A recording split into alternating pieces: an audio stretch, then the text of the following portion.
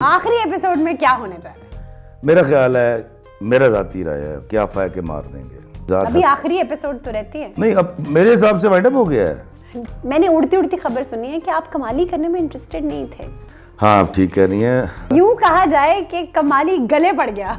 हाँ, कमाली अल्लाह ने करवाना था।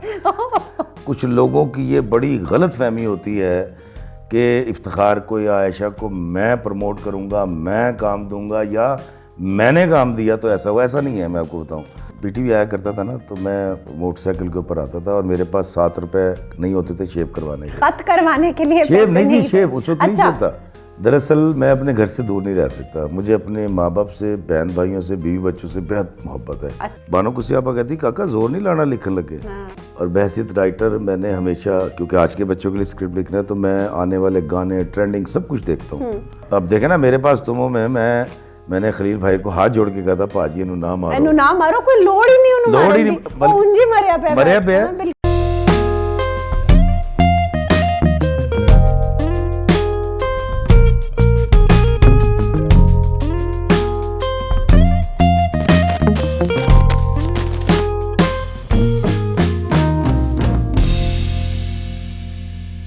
अस्सलाम वालेकुम, मैं हूँ आयशा जहांज़ेब। आपने देख तो लिया मेरे साथ कौन है। मैं मुखल हो सकती हूँ जी, आप बाकायदा मुखिल। मैं हाजिर हो जाऊँ जी, आप हाजिर हो जाए। और मैं बड़ा शुक्रगुजार हूँ आयशा आपका कि मैं इससे पहले आपको स्क्रीन पे ही देखता रहा, जिंदा पहली दफ़ा देख रहा हूँ। जिंदा, अल्लाह अकबर।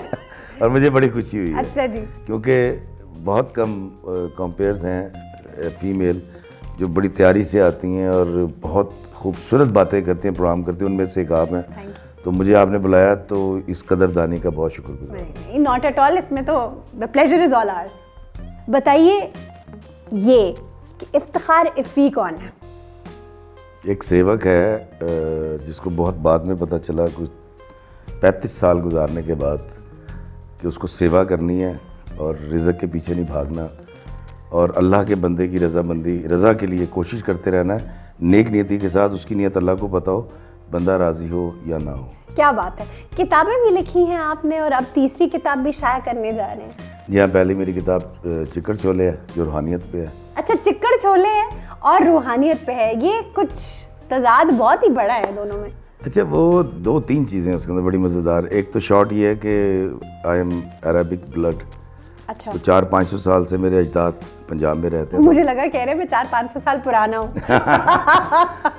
तो मैं इस पंजाब की धरती को, जिसने मुझे मेरे बड़ों को समेट के रखा, इज्जत देना चाहता था, खराज तहसीन पेश करना चाहता था। तो फिर पंजाब का दिल लाहौर की एक बड़ी ही आला यूनिक डिश चिकड़ छोले। चिकड़ छोले, बिल्कुल। एक तो ये था। दूसरा ये था कि यूएसपी, यूनिक सेलिंग पॉइंट, यार चिकड़ छोले क्या है।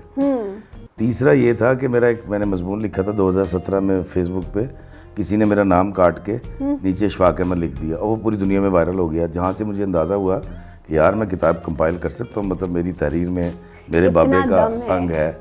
आपके बाबे का रंग है, मतलब शफाक अहमद साहब? जी, शफाक साहब। आपका कॉलम छपा था जब वो इस दुनिया से चले गए थे और उनकी बरसी पर भी आप ही का कॉलम छपा। ये क्या चक्कर था? देखिए जी, मैं 9 साल शफाक साहब के साथ रहा।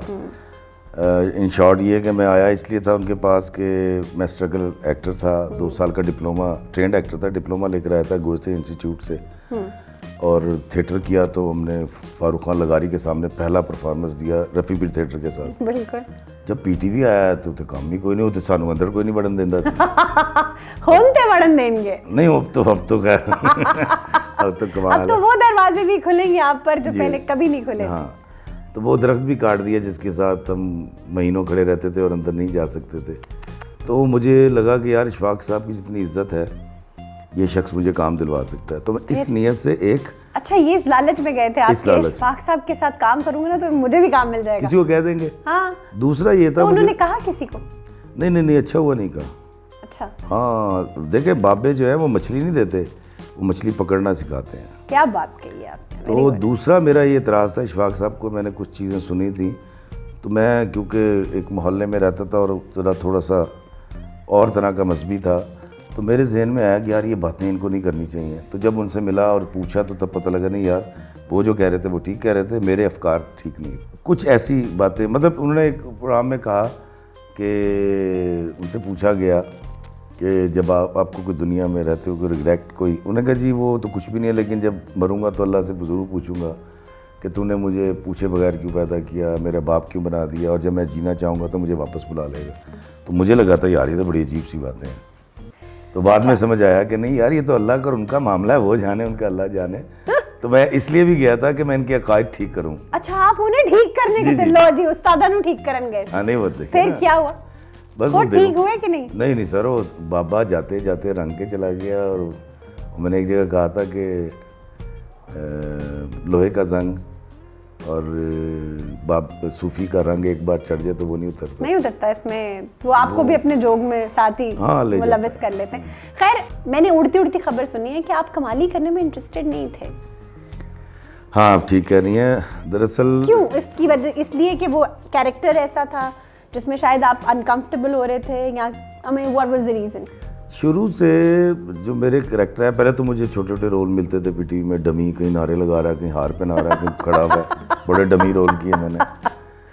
और जब मिलने शुरू हुए तो फिर मुझे मिले इंडिपेंडेंट रोल। अच्छा। एक बदमाश है, एक डाडा वकील है, एक इंस्पेक्टर है पुलिस मुकाबले का, इस तरह के रोल।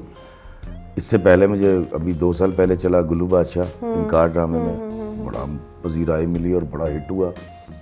उसके बाद चला बाबा रांझा, और बाबा रांझा एक बच्चे अगवा करने वाला शख्स है जो बड़ा सफाक भी और अच्छा रंगीन आदमी, गाने भी गाता है, शायरी भी करता है, और बच्चों की हड्डियां भी तोड़ता है और उनसे चोरियां करवाता है। मतलब बड़ा फ्लेवर्ड था। ये इंडिपेंडेंट नहीं था। तो मुझे लगा कि यार मैं, खैर चला गया, पैसों की भी जरूरत थी। अब जितने पैसे मांगे उनको भगाने के लिए उन्होंने हाँ कर दी। लड़ी नसाना से पैसे भी बहुत मांग ले, वो भी लब गए। फिर खरागी जिम्मेदारी थी, करना था। यूं कहा जाए कि कमाली गले पड़ गया।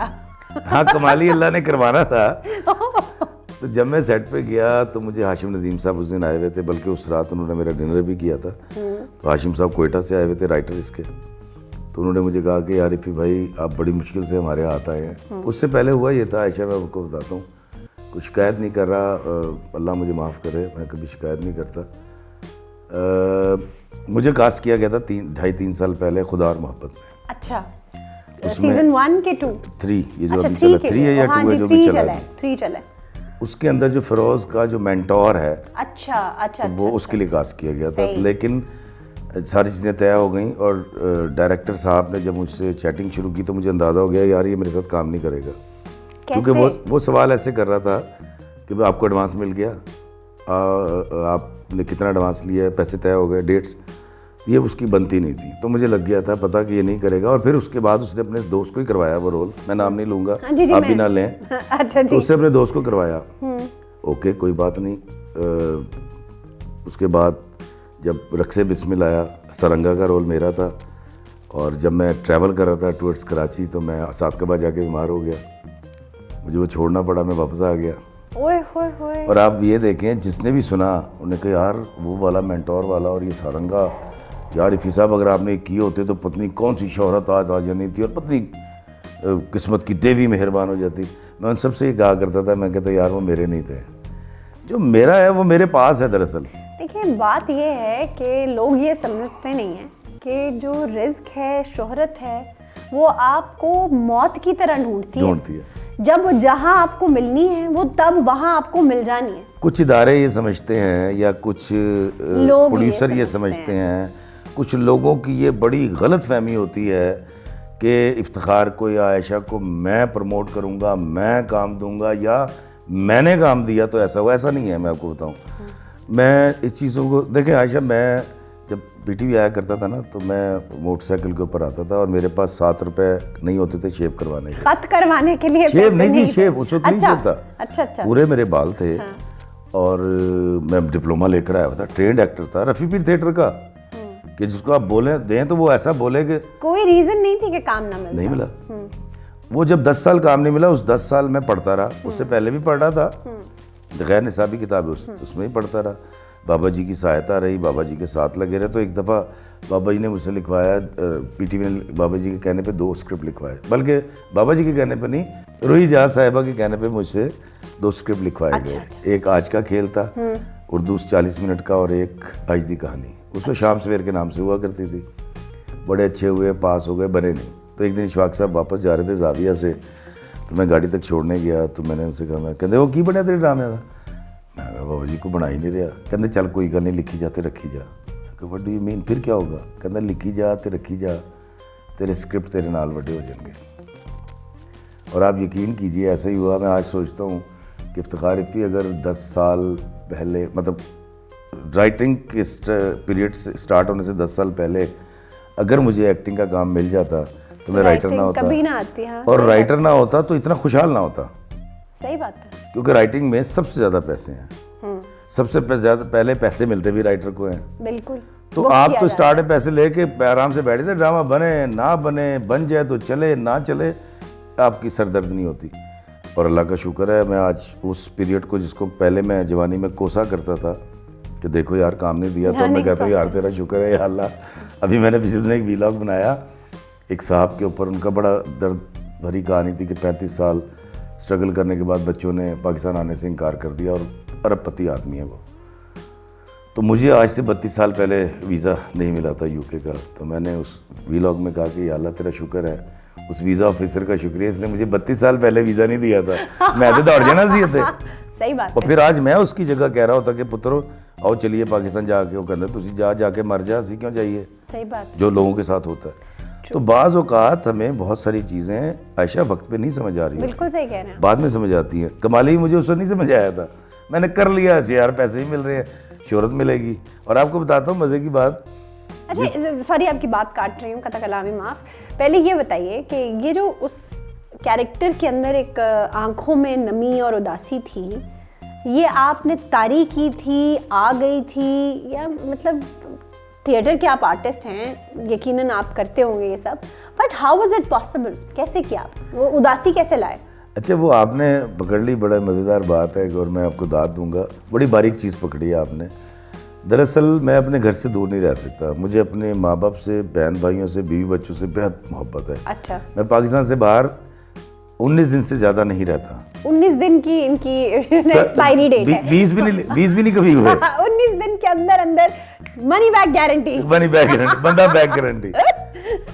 तो मैं चला गया, अब ईसा से मैंने रिक्वेस्ट की, उसके पेपर हो चुके, तो मैं कहा ईसा मेरे साथ चल यार। कहता क्यों? मैं कहा तू मेरा एंटी डिप्रेशन होगा, कह रहा चले। वो चला गया मेरे साथ, मेरा बेटा।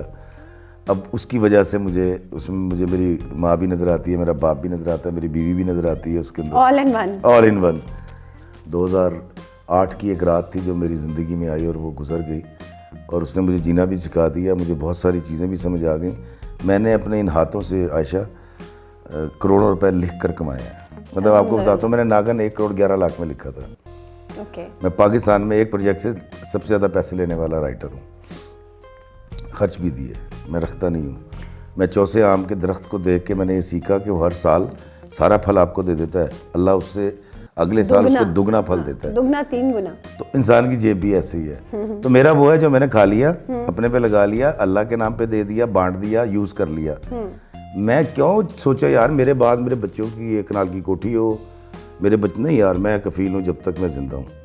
तो मैं साहिब हाल रहना चाहता हूँ और मैं हाल में जीता हूँ, और अल्लाह ने जो अता कर रखा है, मैं आप यकीन करें कसम खा के कहता हूँ। मुझे बड़े लोग कहते हैं यार रफ़ी साहब बाल लगवा लें, मैं कह रहा एडी सोनी टिंडेगी की हो गया यार। अल्लाह मुझे ऐसे देखना चाहता है। मैंने कभी डाई भी नहीं किया। हाँ, अल्हम्दुलिल्लाह। कई लोग मुझे पूछते थे यार ये तू कैसे वाइट करता है, वो मैंने कहा नहीं भाई मैंने डाई नहीं किए हैं, मैं जैसा मेरा अल्लाह मुझे देखना चाह रहा है मैं वैसा बनता जा रहा हूँ। क्या बात। तो मुझे इससे कोई फ़र्क नहीं पड़ता। कौन सी ऐसी गलती है जो आप बार बार दोहराते हैं दानिस्ता तौर पर? नहीं मैं उसको गलती नहीं कहूँगा, मैं एक चीज़ दोहराता हूँ, गलती नहीं है वो। मैं इस चीज़ का कायल हूँ कि एक शख्स को 100 बार से ज़्यादा माफ़ करना चाहिए, हर दफ़ा, और मुकम्मल माफ़ करके पिछली बात भी नहीं करनी। अच्छा, ऐसा कोई शख्स है आपकी ज़िंदगी में? बहुत सारे हैं, सबको जोड़ के रखा हुआ है आपने। मैं कहता हूँ 32 साल पुराना भी दोस्त है मेरा, मेरे स्कूल का दोस्त है, उसको भी मैं फ़ोन करता हूँ। आपको लोगों को आयशा माफ़ करना पड़ेगा। याद है कि आप 2 जगह पे आ सकती हैं, या माफ़ करने वाली जगह पे आ जाएं, या माफ़ी मांगने वाली जगह पे आ जाएं। It is up to you, ये दोनों ही काम होने। अच्छा ये बताएं आपका स्टार क्या है? मैं बिलीव नहीं करता लेकिन लिब्रा। अच्छा, वो आपके तवाज़ुन ढूंढने के चक्कर वो नज़र आते हैं। वो अक्सर आपके स्टार साइन के साथ मैच करता है ना, वो कोशिश करते रहते हैं, कभी आप इधर इस पल्ले में सोचते हैं, फिर आप इस पल्ले में सोचते हैं। नहीं, मैं दोनों जाने बहन, वही तो मुझे कह आप रही हूँ। कहे ना कि लव मैरिज करनी चाहिए तो मैं आपको 15 मिनट क्या 15 घंटे कहूंगा हाँ, उसके बाद कहे नहीं करनी चाहिए तो मैं उसके ऊपर ही 15 घंटे बोल वो तो मैं समझ गई हूँ कि आप राइटर हैं तो आप भाषण तो लंबा दे सकते हैं, उसमें कोई शक वाली बात नहीं है। शायरी भी आती है? शायरी बिल्कुल आती, कहा है जी, बस तुकबंदी करता, अपनी जात के लिए करता था। शायरी आती है, उतरती है हाँ आप जी, पर। बिल्कुल बिल्कुल। वो देखें आमद का सिलसिला तो मैं बड़े अच्छी तरह देखें, दो चीज़ें, एक आमद है, एक आवर्द है। हाँ। आमद वो है कि जब आप बैठे बैठे कहीं भी आपको एक चीज़ आती है और आप नोट कर लेते हैं या कहना शुरू कर देते हैं। आवर्द है, आपने मुझे कहा जी मुझे अपने चैनल के लिए एक सॉन्ग लिख दें, तो फ़िक्र सुखन में बैठना आवर्द है। आवर्द मुझसे नहीं होती, इसलिए मैंने कभी कोई गाने शाने नहीं लिखे। मुझे एक दो लिखे भी हैं, वो इतने हिट भी नहीं हुए, तो वो नहीं होती, वो चले नहीं चले हैं, मतलब उस तरह से जैसे धमाकेदार होता है ना, हाँ। वो नहीं, मतलब वो जिस तरफ आपका वो ज्यादा रुझान नहीं है शायद। हाँ, शायद मुझे अगर तवज्जो दूं तो शायद कर पाऊं, लेकिन मैं जोर लगा के अगर आप शायद करना चाहें, जोर लगा के करना नहीं। मैं तो 3-3 महीने नागन में ब्लॉग आ जाता था, राइटर्स ब्लॉग तो नहीं लिखता था। बानो कुछ आपा कहती काका जोर नहीं लाना लिखने लगे। हाँ, आपा कहती थी बेटा जिस वक्त लिखते हो उस वक्त अपनी जगह पे जाके बैठो, जिन दिनों तुम्हारे पास काम भी नहीं है तब भी। हाँ, मैं मैं रोज़ उस जगह पे जाके बैठता हूँ। आपा कहती हैं वो जगह आपको याद करती है। ख्यालात की मछलियाँ, ये जो हमारी मछलियाँ होती हैं ना, अब इनको जिस वक्त जाके दाना डालते हैं ना, रोटी डालें या ब्रेड, उस वक्त आती हैं। तो ख्यालात की मछलियाँ भी ऐसी होती हैं, ये उसी वक्त आती हैं। तो आप वहाँ जाएँ, वहाँ बैठें, थोड़ा सा सोचें, उस जगह को अपने होने का एहसास दिलाओ, वहाँ से उठ जाए। तो मैं उस सोफे पे बैठता हूँ, 4 साल से बैठता हूँ कुछ नहीं लिख रहा।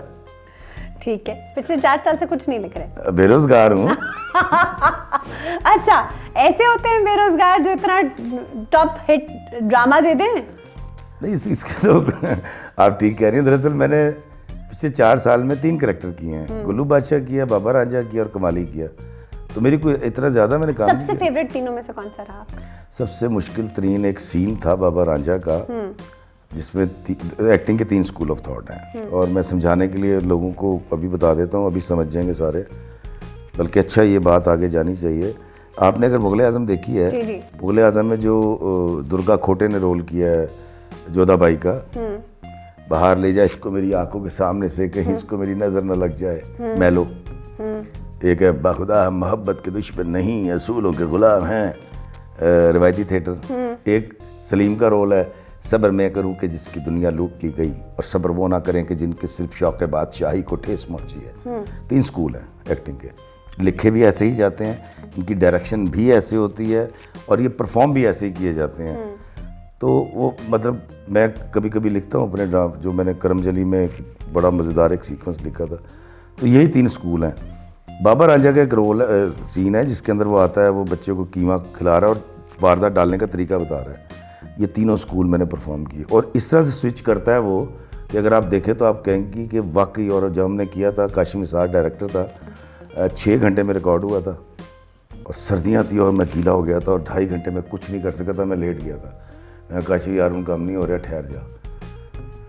और मेरा ये ख्याल था कि पता नहीं क्या हो जाएगा, कुछ भी नहीं, पता ही नहीं किसी को मैं किस रोल की बात कर रहा हूँ, किस सीन की बात कर रहा हूँ। अच्छा, आप परीज़ाद के नक्काद भी हैं।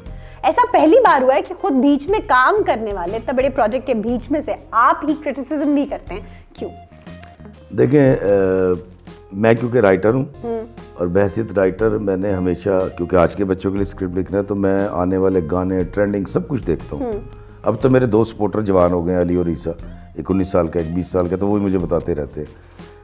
मैं मिसमैच हो जाऊंगा अगर आज के बच्चों के जहन को ना पढ़ूँ या उससे मुताबिकत रखती हुई बात ना करूँ। परीज़ाद सोशल मीडिया भी यूज़ करते, जब उसके ऊपर कुछ भी नहीं था तो हमारे अकाउंट थे, इसके ऊपर फेसबुक भी था, यूट्यूब चैनल मेरा आज नहीं है, ये 2013 का है, लेकिन पॉपुलर अभी ज़्यादा हो गया, ऑब्वियसली। कमाली हाँ, कमाल कर गया। तो मैं आपको बताता हूँ कि मैंने लोगों को जब देखा, लोग मुझसे मिलते, सबसे ज़्यादा इस टीम में मुझे, मैं लिख कर दे सकता हूँ, आज मैं अगर बताऊँ ना तो कम से कम 250-300 सेल्फियाँ अभी तक बन चुकी है मेरी, आज की बात कर रहा हूँ मैं। अच्छा। हाँ जी, और अगर कोई मुझे कहे ना अपडेट, तो मैं आज के बाद ख़त्म हो जाइए, मैं आपको अपडेट वीडियो लगानी शुरू कर दूँगा रोज़ की, तो आप हैरान हो जाएंगे कि यार ये क्या होता है, गाड़ी रोक लेते हैं, गाड़ी रिवर्स करके आगे ले आते हैं कि सर आपको रोकने का ये तरीका था। पैसा सुना है पिछले दिनों किसी ने 27,000 रुपए का बिल दिया आपका? हाँ जी, 27,000 रुपये का बिल दिया। और जब मैंने कॉल की रेस्टोरेंट में, मैंने कॉल की, मैं कहा भाई आप कौन है, और मैंने कहा रोटी तुसी खा रहे हो तो बिल कोई और दे के टुर गया। कहते सर वो दरअसल आपका नंबर लेने का तरीका ये था। क्या बात, तो देखे ना, आशिकों का तरीका है, आशिकी भी अलग है। वो 30 रुपये बेचारा वो जो होता है पार्किंग वाला वो नहीं लेता, वो कहता है कि तस्वीर बनवा लो मेरे नाम। क्या बात है। तो वो जो आप बात करी थी नकात वाली, दरअसल मुझे सबसे ज़्यादा फीडबैक आया है, लोग इसके साथ चल पड़े थे। अब तो कल वाली एपिसोड ने इनको ठंडा कर दिया ना। देखिए परिजात अभी आखिरी एपिसोड तो रहती है। नहीं, अब मेरे हिसाब से वाइंड अप हो गया है। जाइए, अभी तो सिनेमा में जो चलने लगी है वो। नहीं, मैं बताता हूँ। परिजात गांव से निकला, हसरत व बड़ा शख्स, आरजू रखने वाला, सॉफ्ट स्पोकन है, अच्छा सोचता है। उस अच्छे देखें, आयशा ने अगर कहीं पहुंचना था ना तो उसने इतनी लंबी स्ट्रगल भी की है। बिल्कुल की। ऐसा नहीं हुआ कि एकदम से आयशा आके बैठी होने का जी मैं हूँ आयशा, और लोग कहें वाह वाह वाह, ऐसे नहीं होता। सही बात है। परिजात आया, एक माफिया किंग के साथ लगा, उसने कहा मेरी बीवी को ख़यानत नहीं करने देनी, और उसने मौका दिया। उसके बाद उसने जब पकड़ लिया तो कह रहा मुझे मार दे, उसने कहा मैं मरो को नहीं मारता। उसके बाद उसने खुदकुशी की और इसने झूठा इल्ज़ाम अपने ऊपर ले लिया। अब मुझे बताया वो कातिल था तो क्यों कहा? अच्छा, फिर वो मरते हुए सारी जायदाद इसको दे गया। अब वो जायदाद को एंजॉय कर रहा था। लोगों ने बाकायदा तौर पे लिखना शुरू कर दिया, या अल्लाह हमें भी एक सेठ बहरोज करीम अता फरमा। देखें, मुझे नहीं पता कि इन लोगों के थीसिस क्या है या ये रिसर्च कितनी है। मैं शेक्सपियर को भी पढ़ता हूँ, मैं आगा अशर को भी पढ़ता हूँ। मैं जब भी इंडिया गया, मतलब मैं उस वक्त बहुत गरीब आदमी था, गरीब आज भी हूँ लेकिन आज पेट भर के रोटी खा लेता हूँ। मैं उस वक्त भी 25-25 हज़ार उधार लेकर इंडिया से सिर्फ बुक्स लेकर आया करता था अपने लिए। हरी मेहता के ड्रामे, पता नहीं कौन कौन से राइटर्स के ड्रामे मेरे पास पड़े हैं। तो मैं इस बात को बड़ी इसी तरह जानता हूँ कि थिएटर बड़ा ताकतवर है, फिल्म बड़ी ताकतवर है। अब पाकिस्तान में ड्रामा बहुत ताकतवर है। वो ड्रामा से, वैसे हमारा तो ड्रामा बहुत स्ट्रॉन्ग रहा है, फिल्म हमारी हमेशा थोड़ी कमजोर रही है। आप यकीन कीजिए कि लोग बाकायदा तौर पर परिजात के साथ चल पड़े, जो एक अच्छा आदमी नहीं था, अब वो अच्छा आदमी है। नहीं, वो अच्छा इस सीन के लिए कह रहा हूँ। अच्छा। जब वो जाते हुए सारी देखें, अगर तो वो बहुत अच्छा काम कर रहा था और उसके पैसे भी जायज़ थे, तो फिर ये छोड़ के क्यों गया? ये मैसेज है हाशिम नदीम का, एक राइटर का। आपने राजा गीत पढ़ी है बानो कुसियापा की? आप देखें, कयूम ने स्टार्ट से हराम कारी शुरू की, एंड पे जब उसने कहा 36-37 साल की उम्र में जाकर उसने ये चाहा कि उसको एक बाकरा और इफ़्फ़त माब औरत मिले, उसको नहीं मिली। क्यों मिलेगी भाई? तो ये जो नावल राइटर है खासतौर पे ये करता है, आपकी हसरत आरज़ू खेलते खेलते खेलते खेलते एंड पे लेके जाके आपको ठक करके स्ट्रोक लगाता है और कहता है ये है इस रास्ता, असल औकात में आपके ले आता है। परिज़ार ने जब कमाली को जायदाद दी है और उसने कहा ये वो आएगा उसको दे देना तुर्की से, ड्रामा मेरे हिसाब से ख़त्म हो गया। मैसेज ये था, देखें ये हाशिम नदीम ने बहुत आला काम किया। अच्छा, मुझे आखिरी एपिसोड में क्या होने जा रहा है? मेरा ख्याल है, मेरा ज़ाती राय है, क्या फ़ायदा के मार देंगे।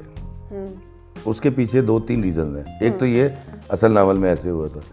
दूसरा मुझे ऐसा लगता है कि जो सेठ है ना, जो चैनल चलाता है, उसको इस बात से गर्ज नहीं है कि लोग क्या सोच रहे हैं। वो तो अपनी मर्जी का वाइंड अप करता है, जिससे ज़्यादा रेटिंग आए, ज़्यादा अर्निंग आए। वैसे भी मुझे लगता है मेरे पास तुम हो के बाद मरने का रिवाज और वो मेरे पास, अब देखे ना, मेरे पास तुम हो में मैंने खलील भाई को हाथ जोड़ के कहा था पाजी इन्हों ना मारो, कोई लोड़ ही नहीं, मरिया पे, बल्कि इसकी जिंदगी में जो लड़की आई है, इससे शादी करवाए, इससे इसको खुशहाल बनाए, ताकि कल को अगर ये वाली मैसेज जाए कि देखें एक इंसान पिछले रोमांस के साथ मर नहीं जाता अगर कोई बेवफा हो तो। हाय मैं ये तो कह रहा हूँ, जिंदगी इससे आयशा बहुत बड़ी चीज़ है, बहुत बड़ी चीज़ है। अल्लाह ना करे कि मतलब मेरे ऊपर कोई मुसीबतें हैं, मैं तो पिकनिक पे निकला हूँ आज तक 14 साल लेकिन अगर खुदा ना करे आया तो यार जिस तरह खुशी को एंजॉय किया था, हाँ, अपने रब का फैसला बर्दाश्त करें, दिल गुर्दा दिखाएं। हाँ, दिल गुर्दा दिखाएं। तुसी मोड़नी भी है वापस उनकी जान, पर स्टिल थोड़ा तो मतलब कोई वैल्यू होनी चाहिए। तो बाबा जी शाख साहब कहते थे ना कि यार वो अगर अल्लाह ने कहा कि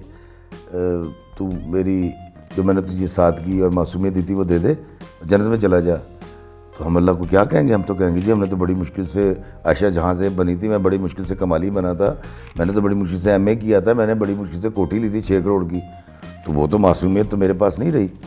तो मासूम रहें, हाँ मासूम रहें, इंजॉय करें। आपका क्या ख्याल है? मैं आपको अगर यही बताऊँ सिर्फ फिर ऐसे हुआ, फिर ये हुआ, फिर ये नुकसान हुआ, आप सुन लेंगी। लेकिन मेरे जाने के बाद आपको पता नहीं होगा, लाशौरी तौर पे आप परेशान रहेंगी। हाँ ऐसी है, ट्रू। मैं आपको परेशान करके जा रहा हूँ। इसलिए इफ्तिखार अहमद उस्मानी की वॉल से आज तक कभी ना किसी को ये बताया है कि ऐसे नुकसान हो गया, ये लॉस हो गया। कोई लॉस नहीं यार, अल्हम्दुलिल्लाह मैं हैप्पी हूँ। मेरा अल्लाह चाहता है कि उसके बंदे खुश रहें और मैं इसलिए खुश भी रहता हूँ और खुश रखने की कोशिश भी करता हूँ। आपकी शायरी अगर हो जाए तो? जी मैं बिल्कुल, जिसको लोगों ने सबने बड़ी इज़्ज़त बख्शी और अल्लाह ने बड़ी इज़्ज़त दी, और वो है कि किसी बशर में हज़ार खामी, अगर जो देखो तो चुप ही रहना। किसी बशर का जो राज पाओ या ऐब देखो तो चुप ही रहना। अगर मनादी को लोग आएँ तुम्हें कुरेदें, तुम्हें मनाएं, तुम्हारी हस्ती के गीत गाएं, तुम्हें कहें कि बशर में देखी बुराइयों को बयान कर दो, चुप ही रहना। जवाज़ ये है, दलील ये है, ज़ईफ़ लम्हों की लग़ज़िशों को, हराम नातों की कुर्बतों को, हमारी सारी खबासतों को, हमारी सारी हिमाकतों को वो जानता है, वो देखता है, मगर वो चुप है। अगर वो चुप है तो मेरी मानो वो कह रहा है कि चुप ही रहना। क्या बात है। बहुत सी ऐसी बातें हैं एफी साहब जो आपने हमें छोटी सी नशिस्त में सिखा दी हैं, और बहुत सी ऐसी बातें हैं जिनकी तशनगी रह गई है। हम मिलते रहेंगे इफ्तिखार एफी साहब से और आपको भी मिलवाते रहेंगे, लेकिन अब जानिए उनसे वो क्या कह रहे हैं। जी दोस्तों, मैं सिर्फ दो बातें कहूँगा। एक तो ये कि बाबा जी इशफाक साहब कहा करते थे कि धोखे को अपना घर बहुत अच्छी तरह याद होता है, लौट के घर आ जाता है, परहेज़ कीजिएगा। और दूसरी बात मैं आपसे रिक्वेस्ट करूँगा कि आयशा जहाँ ज़ेब का चैनल सब्सक्राइब करें, टली बजाओ और इसको देखते रहिएगा। उसकी दो वजूहत हैं। एक तो ये कि ये बच्ची बहुत अच्छी है और बड़ी डिसेंट, मैं इसको हमेशा से बहुत, हमारी मुलाकात पहली है, शायद आखिरी ना हो इंशाल्लाह। लेकिन दूसरी आपको बात बताता हूँ, इसलिए भी देखिएगा और शेयर कीजिएगा कि मुझे अभी $5,000 आए हैं, तकरीबन 5,000 तो नहीं, 8,50,000 रुपये आए हैं पहली बार यूट्यूब से। माशाल्लाह माशाल्लाह। तो यार जे किसी दा भला हो जाए ਤੁਹਾਡੇ ਵੇਖਣ ਦੇ ਨਾਲ ਤੇ कर दियो। ਅਸੀਂ नहीं आख्या है ना आख्या है। अच्छा, बाबा जी इशफाक क्यों कहते हैं? वो बहुत बड़े सूफी आदमी थे, मुझे बाद में पता चला। कभी निशिस्त रखेंगे बाबा जी इशफाक साहब के ऊपर। डन। अब अगली निशिस्त हम बाबा जी इशफाक पे रखेंगे। डन हो गया। बानो आपा का भी जिक्र होगा। चलो जी, बानो आपा का भी जिक्र होगा। Thank you. Okay, thank you very much. खुदा हाफिज। अल्लाह हाफिज।